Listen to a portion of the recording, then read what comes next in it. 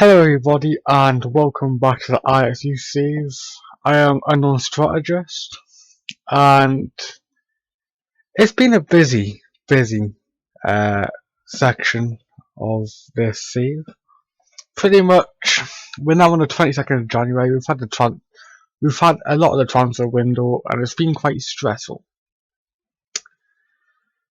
Currently the club is in a very good financial situation. So that's all good.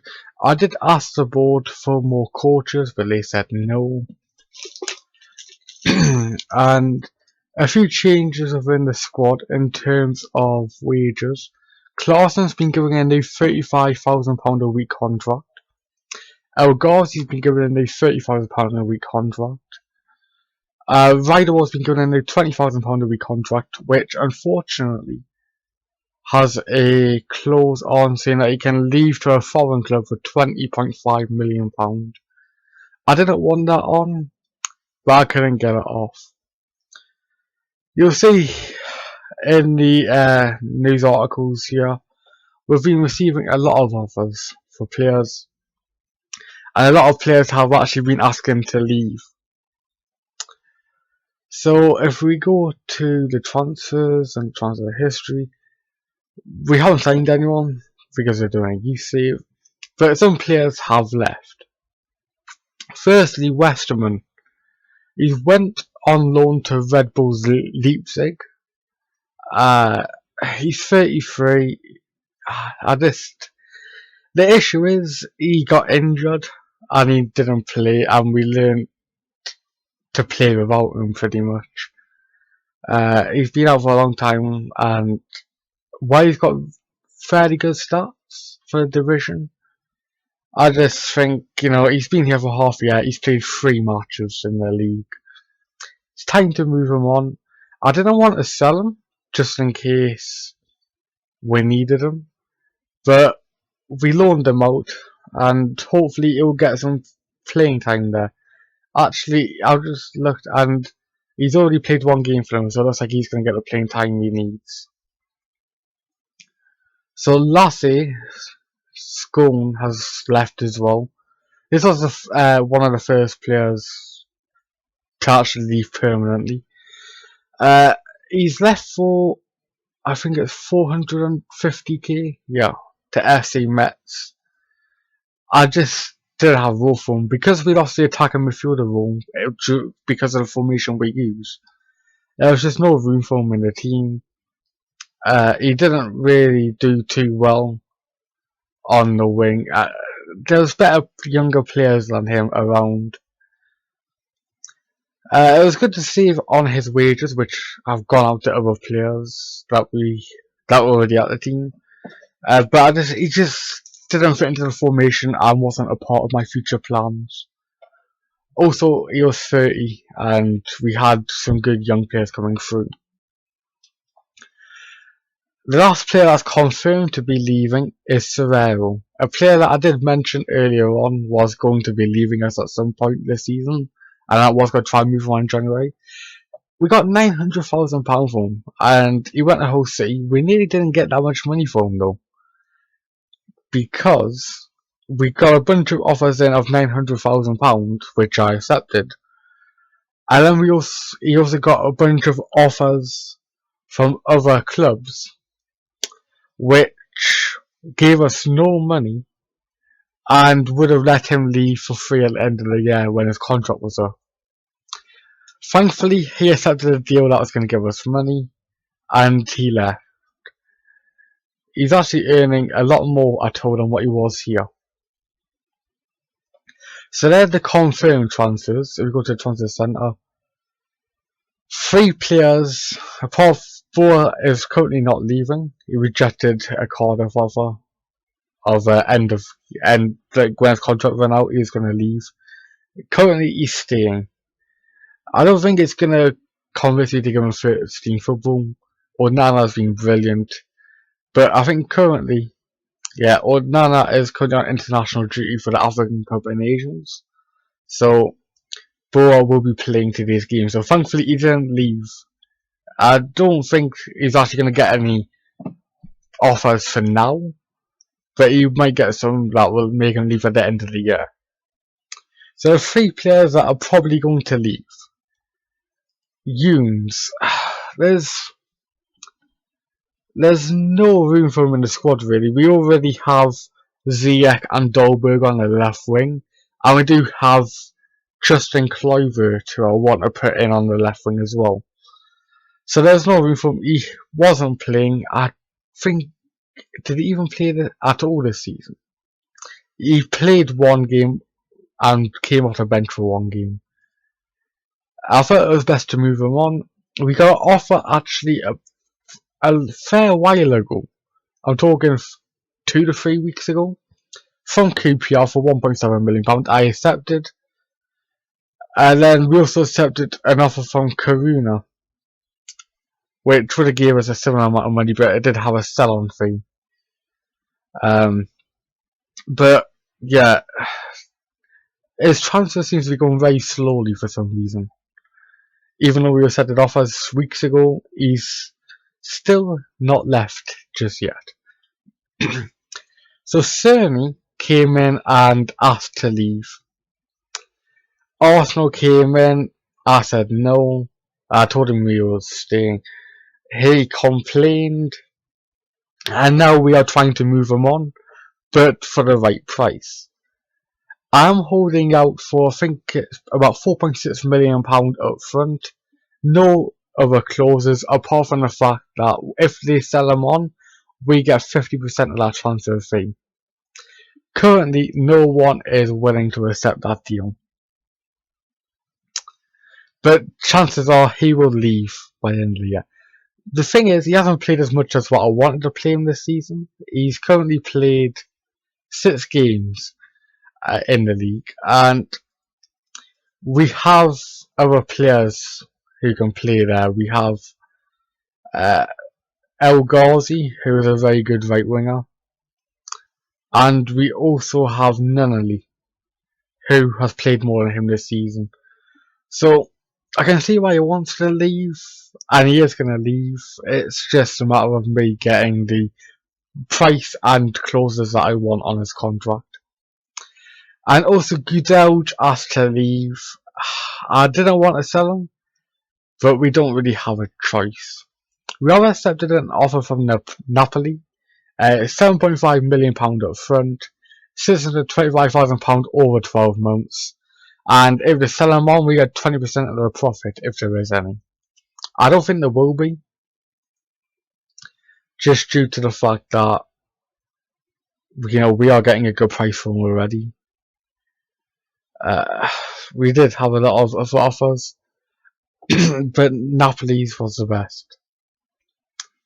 So that's currently all of the transfer news that has happened.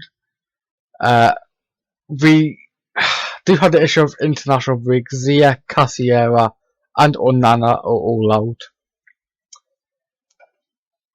which leaves us with a few issues. Also, Zifuik is injured. Sarah Starner has been moved back into the B team. He just hasn't been removed from the squad yet. So, today we are back in the Eredivisie against FC Twente.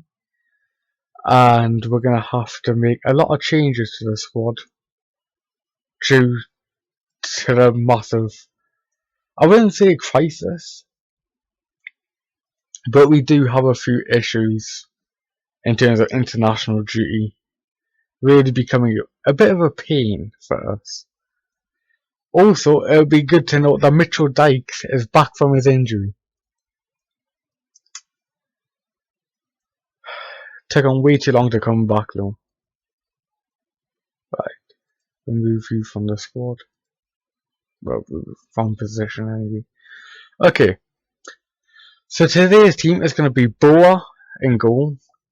In the back 4 will be Tetty, Veltman, Riederwald and Bakker. In defensive midfield will be Bazoa. In central midfield will be Klaassen and Van der Beek. I should actually point out that Van der Beek also got a new contract. Pretty much, he wasn't asking for too much. I can't say a reason to say no, especially as he's been playing so much for us this season. So he got the contract that he wanted.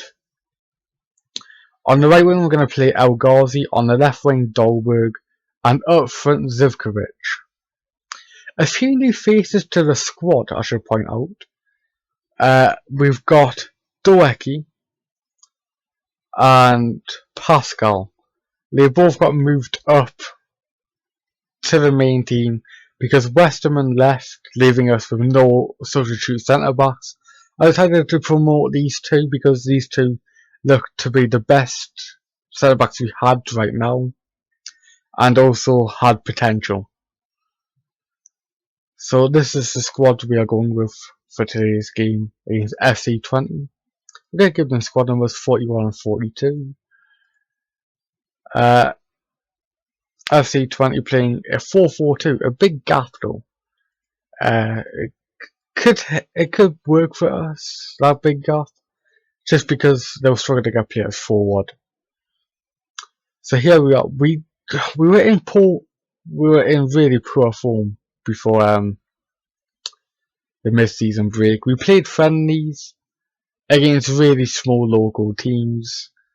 I think we won 12-0, 6-1 and 4-0.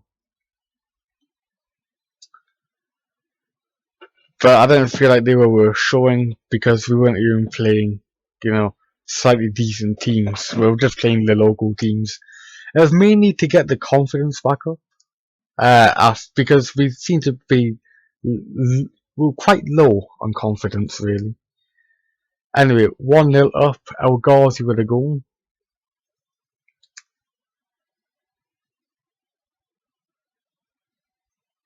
Is it ever going to load? There we go. Van der Beek, 3 balls to Zivkovic, passes it out to El Ghazi. Really, I feel like the keeper should have got that. I'm not going to argue.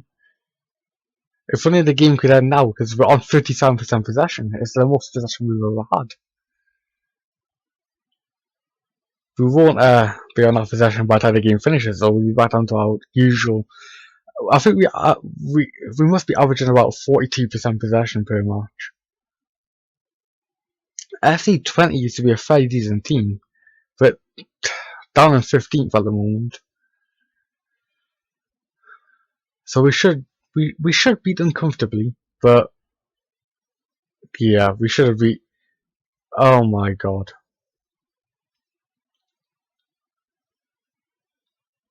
Really? So Fesca crosses the ball in. Bervin gets the head on it. Boa then decides, I'll help you, and puts into the goal. You know what? If Carter comes back and I set that off a phone, he can leave. Well, probably make sure that Onana gets back okay first. Well, El Ghazi's put us back in the lead, 2-1. El Ghazi's only scored 6 goals this season in no competitions apparently, but it feels like he scored a lot more than that.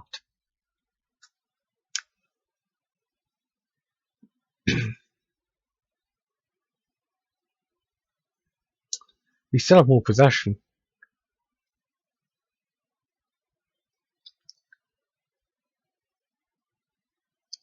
So yeah, currently PSV are playing right now against SC Utrecht. Oh, it's 2-2.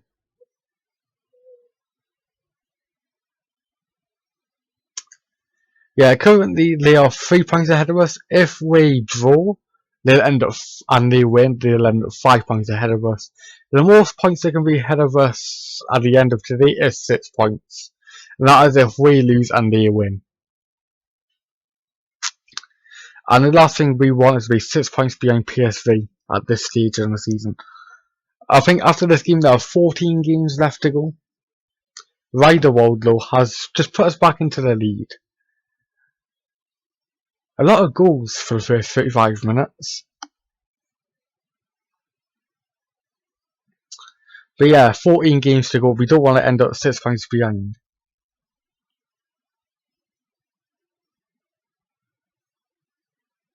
Oh, Clausen straight at the keeper there.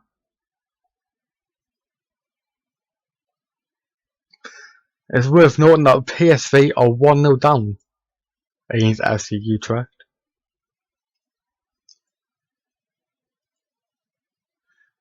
I should probably also point out, just remember that we are out of the cup.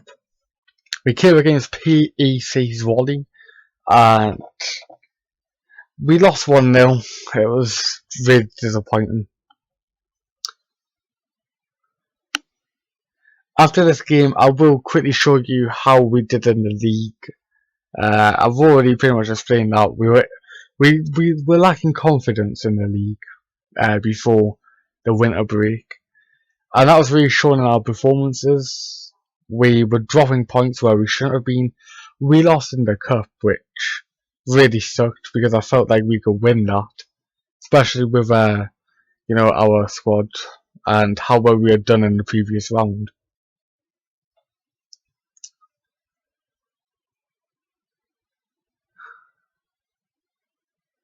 The league form wasn't really much better either.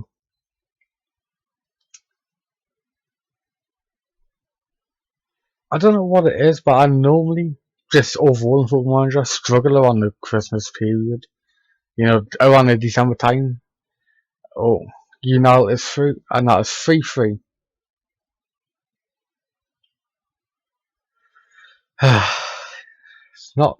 It's not going too well. He got through, and there's no stopping after that.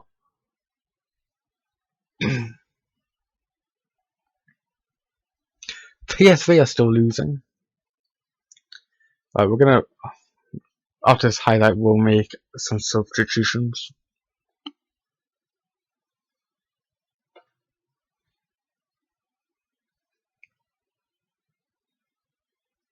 No.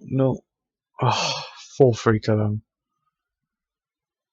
Okay, so it looks like me doing those friendlies to boost the morale and stuff hasn't really worked out. And I feel like the morale is probably made pure by players not wanting to be here and me having to offer so many players out because they're asking to leave.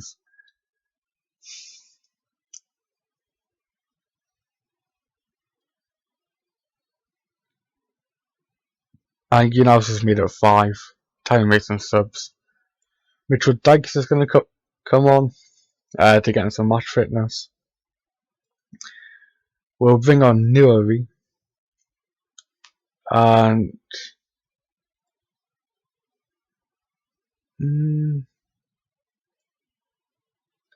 I think we'll bring on Goodell because it could be his final game.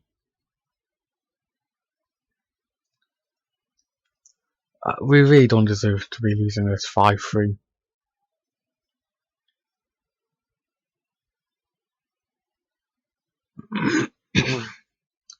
Big issue I think he has been Boer in goal.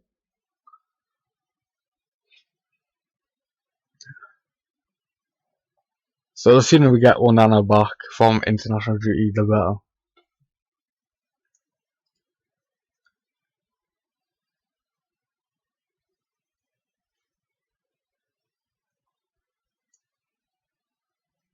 Thankfully PSV are still losing though. If they were to win their game, it would really cause difficulties for us later on this season. The last thing we want to be doing right now is try to catch up from 6 points behind.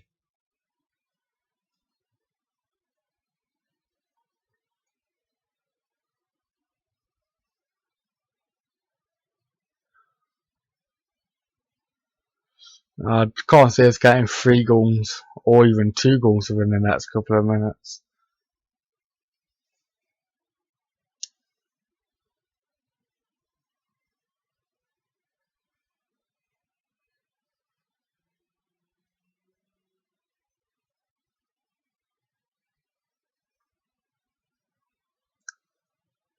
Just blow the whistle, put us out of our misery.